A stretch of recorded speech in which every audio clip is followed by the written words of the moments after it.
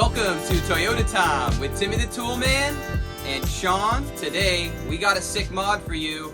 We're going to be installing a Snowbound Customs window washer relocation reservoir tank. And what this is going to be used for is to relocate the washer tank as it lives in the passenger side wheel well. Because if you're like us and you'd like to go wheeling, you're most likely have stepped up your tire size. And if you're running larger tires, you're gonna be rubbing that tank. One option you have is to completely delete it altogether. But if you delete it, you're not gonna be able to wash your windshield. And if you get some bugs or dust or what have you, you're on the trail, things get muddy, things get dusty. That's not really practical. So the best thing to do is relocate it. This kit is cherry and it replaces the factory washer fluid reservoir with a custom made aluminum reservoir. The reservoir is welded together from 50-52 aluminum. And it also mounts to factory mounting positions, so you don't need to drill any holes. So everything looks super clean. If you're into clean mods, this is definitely for you. Now, Snowbound Customs is a local small business here in the Bay Area, San Jose, California to be exact. And he's been developing some really cool stuff for third gens. This particular kit is third gen compatible and also first gen Tacoma compatible. And he also has a kit for 4th gen 4Runners and is currently developing this kit for 5th gen 4Runners as well. Maybe even 6th gen if Toyota ever makes one, we'll see. But long story short, Casey is a cool dude and he's got a 3rd gen as well. And he's a cool guy, so definitely support small businesses. Take a look at his website. It will be located in the video description so you can see all the new stuff that he has depending on when you're looking at this video. We're going to be taking off the passenger side tire, but technically you don't need to do that to do this mod. The only reason we need to do it is just to make sure we get you some good angles for filming and just allow you to see everything that we're doing. So without further ado, let's jump in. So we're on the passenger side where the reservoir is. And before I start removing some of the 10mm bolts that hold on the reservoir and this plastic kind of cover, I'm going to try to address the electrical connector that feeds the motors and then also the lines that are connected to the motors that actually will allow the fluid to be pushed through and sent to your windshield or your back window. Oh. Not much fluid came out because the motor isn't currently pumping, so you don't have to worry too much about that. Go after this other one. So as you saw, I just pulled these soft lines off their appropriate nipples. I don't know which one is the rear and which one is the windshield, but when we go to test it out, these are easily swapped over, so we can change those lines if we want. The next thing I'm going to do is disconnect the electrical connection that actually feeds power to the motors when you go to put your windshield wipers on, or you want to spray the fluid. So with that, it's this kind of a typical Toyota connector, and I'm just going to push this down and pull it out. And now that I got this disconnected, the electrical connector that connects to the reservoir tank needs to be taken off its little clip back here. So I'm going to get some needle nose pliers, compress this little clamp and push it out. Yeah, so you can see that little hole, and I just compressed the sides here and just pulled it through. So now there's nothing really holding the reservoir to the body, where when I start to remove the bolts, it's not going to fight me, and then I'm going to have to go back and play with it. So now that these are disconnected, now we can start to remove the bolts that hold this reservoir onto the truck. The bolts that hold on this reservoir are pretty exposed, so you can see them, but if you can't see them all, we have one up here, one right here at the top, and then one right behind my reservoir, and these are all 10mm, so we're gonna zip these out.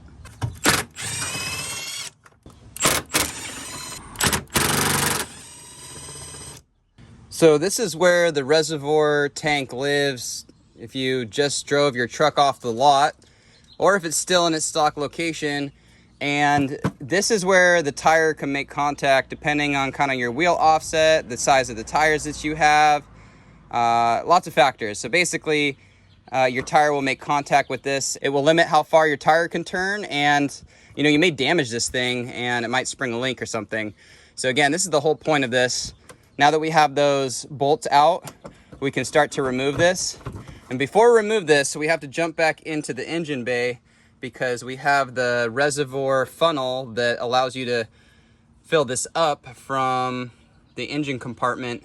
And so we're gonna disconnect that next. So on the passenger side, right in front of the air box, you have this windshield washer kind of fill up funnel. And that's the bottom of the funnel, but that's the top of the tank. It's just got a little clippy-do right here on the core support, or you can even get it on the side here and kind of unclip it. So that's what I'm gonna do initially. And then to overcome it, you just kind of need to pull this out, pull it up. Can you actually hold that thing so it doesn't fall off? So if you've already disconnected the bolts, hold them down below or just don't disconnect them yet. And we're gonna unclip this from here, or I can unclip it from right there. And this little funnel just pulls right out. It's not really in there too tight. So we're gonna put that aside. And then now that that's not holding it anymore and we have the bolts out and the electrical connectors and the soft lines disconnected, this is just gonna fall right out. So it's literally just connected with 3 10mm bolts, this electrical connection, and 2 soft rubber lines. And that's pretty much it. Of course, the funnel at the top that we just took off. So say goodbye to my little friend. And here we have it. Lots more room for activities, for tires, for whatever you want to put there. But you can see how much space this is taking up. So that's pretty nice. So here's the tank. We removed it. If it's filled with fluid, well, pour it out into like a bucket or something. Mine was actually pretty much empty. We're gonna remove these pumps next, and it's important to make sure you keep the little gasket that connects this to the reservoir, because we're gonna reuse that on the relocation tank. To get these off, I'm first going to remove this kind of like plastic cover thing that beautifies it and makes it pretty. Force that off, there we go. And just kind of remove this. There it goes. But now we can start to address these motors, these pumps. And there's a little clip that holds the electrical connectors kind of in place to keep them nice and tidy. So to get these pumps out, I'm gonna remove this electrical connector. So with these electrical connectors, you can get inside here and push down this little tab. Try not to use something too stiff like a screwdriver, because you could break it. And that's what I'm afraid of. I'm using this plastic spudger and kind of pushing it down. And then with my other finger, just kind of push the connector up and off. And I'm gonna do the same thing on this other connector. So these electrical connectors are different, so you can't really mess them up. So we're gonna go after this one next. I'm gonna lift up this tab on the second electrical connector on this other pump. And there's some grit in there, so it's a little tricky. There we go. So there's the electrical kind of harness, if you will, disconnected from the reservoir pumps. And then we need to pry these or pull these out of their little grommet, and we're just gonna need to overcome that connection. And so this one's gonna pull up this way, and this one's gonna pull out that way. So look at where they connect and pull the opposite of that space, or pull away from. Kind of pry it out. It's not too hard. Just work it, be gentle, and make sure you're not breaking anything on accident, because you're gonna have to go find some more. And again, we're gonna use these little rubber grommets, little gaskets, if you will. We're gonna reuse these. I'm gonna clean it up, and we're gonna put that into the relocation kit. So here's round 2. Kind of wiggle it, trying to get a grasp from it somehow. Kind of pries out with the connection where the electrical connector goes. It's kind of a nice place to grab it. It's fun to do this around the camera. Same thing, we're gonna grab this little grommet and we're gonna reuse it. Kind of just grab it with your fingers and it comes out super easy. Really dirty here, so I'm gonna clean this up before we swap it over. So this little doodad was left in place from the original funnel. And there's little clips right here. I'm just gonna compress them with some needle nose pliers and just lift that right up. You can see how that square kind of clip fits into place. right into this hole, and it's super easy to come out. You can even just break it off if you don't intend on using it, but I like to take things off daintily. Next up, in order to fit it in this area right here, we're gonna remove the 3 bolts that hold on this air box intake so that we can fit the reservoir underneath this little support right here. And it's just too difficult to try to sneak in here. So we're gonna get this out of the way next. So these are all 12mm bolts. There's one here, there's one down here, and there's one in the back. If you take a look, you'll see them easily.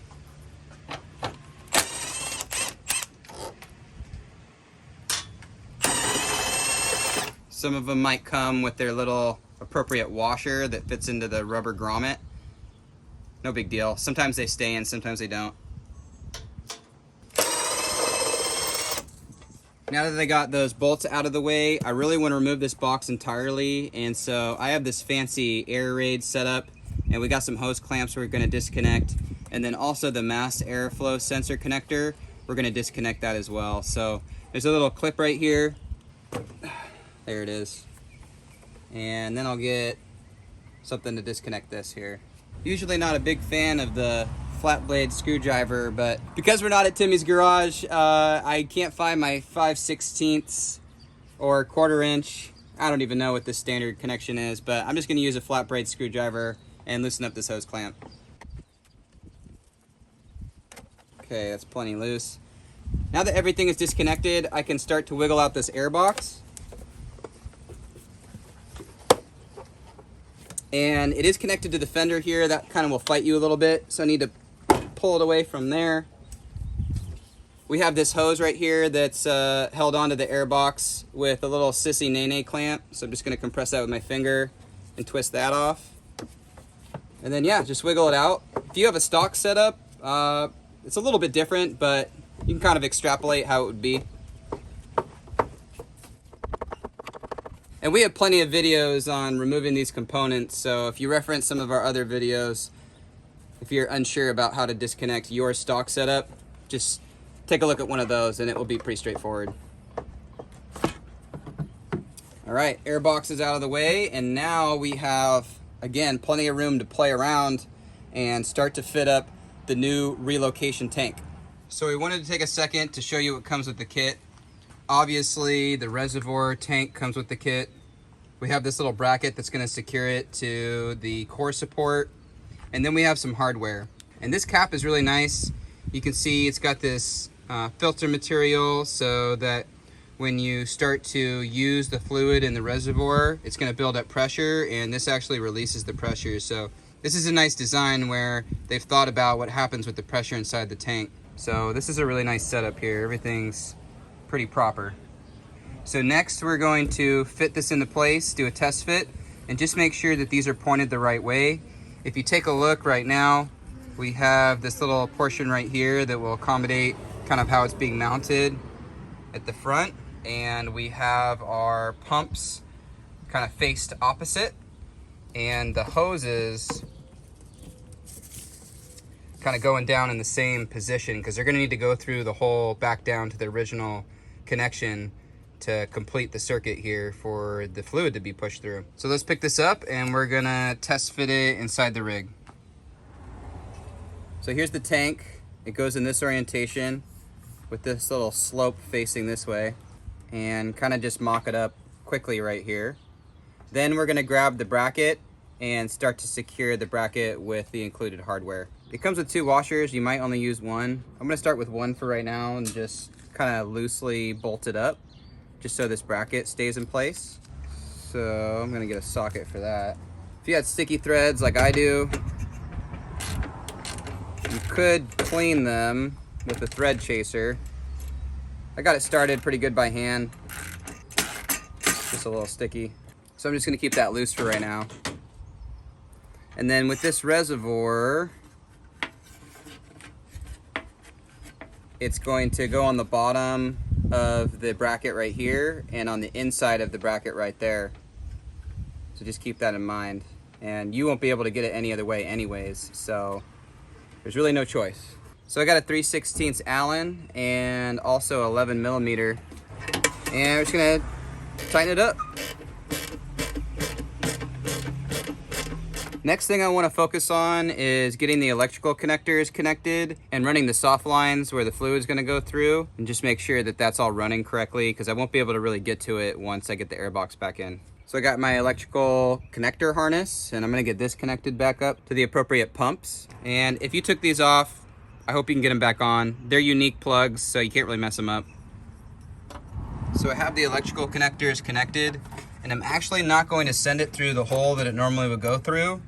What I'm going to do is just cut this little tape that runs the fluid lines and the electrical connector.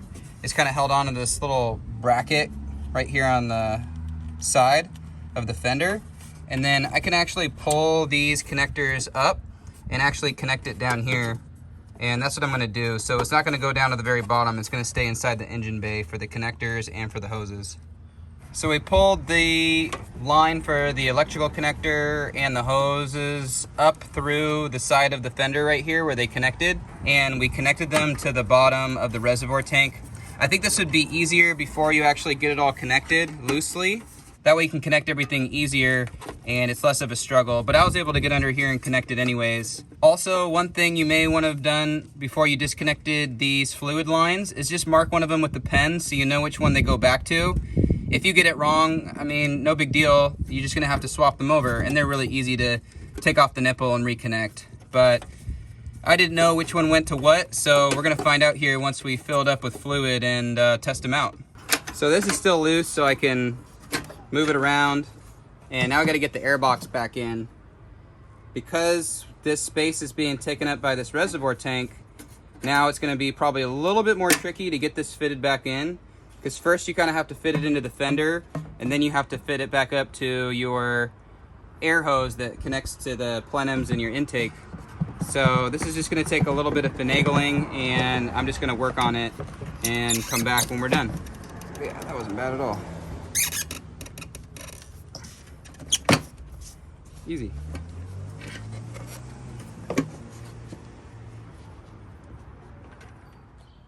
Okay, we got the mass airflow sensor connector reconnected. I got my hose clamps for my air raid intake thingamabobber tightened back up. And here's the reservoir kit. I actually ended up using the washers on this end and on this end here. One important thing to note is you want the nut on the inside. I should have watched Casey's video before installing this, but it's an easy fix. I just swapped it right around. This one, probably doesn't matter which way you want to do it, but this is the way I have it, with the Allen head, bolt head on top, and of course the nylon lock nut on the bottom. And then we have our mounting point, and then we reconnected the airbox factory bolt back in its original location. The last thing to do is put the cap back on. We're gonna fill this up and see how it works. It's time to fill up the reservoir, and this reservoir is only compatible with the finest of the finest water or window washer fluid. I got the tried and true crystal geyser water. Don't put anything less than this in your reservoir because it's gonna clog up your seals. So just take it from a professional. This is what you want.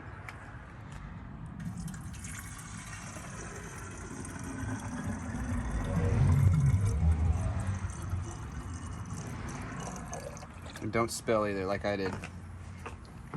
So this reservoir tank holds a pretty good amount of fluid. A little bit less than the factory, but definitely enough for many window washes. So we filled it up with some premium water. We're gonna put the cap back on and we're gonna give it a test.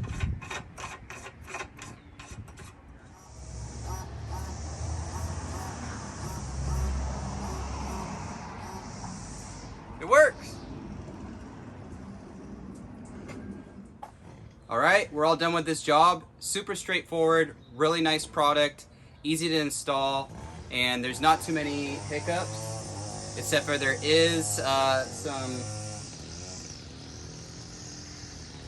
some landscaping people. Of course, that's always how it goes down. We're still gonna try to close out here strong with this closing statement. As you can hear, it's always par for the course. We have gardeners and landscapers always in the background. But like I mentioned, This is a really nice kit. It's really well designed. It's well built. Snowbound Customs welder, his TIG welder, is really great at what he does. So all these components together just make for a really great kit.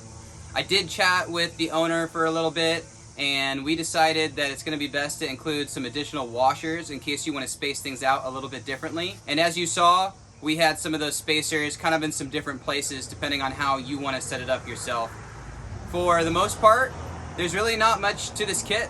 Everything's perfectly designed and fits really well. Depending on whether or not you have an air raid intake like myself or a stock system, you're just gonna have to work around kind of taking the air box out and fitting it appropriately. So with all that said, thanks for watching, thanks for subscribing. If you have any questions or comments, do that below. And of course, check out Snowbound Customs website at snowboundcustoms.shop, where you can see some of the other products that they have already developed and are currently live on their website. And they got some more stuff in the works. So they have a custom subwoofer box with a drawer system.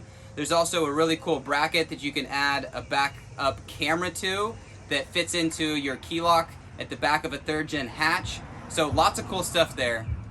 Like always, sick mods, and we'll be back with more.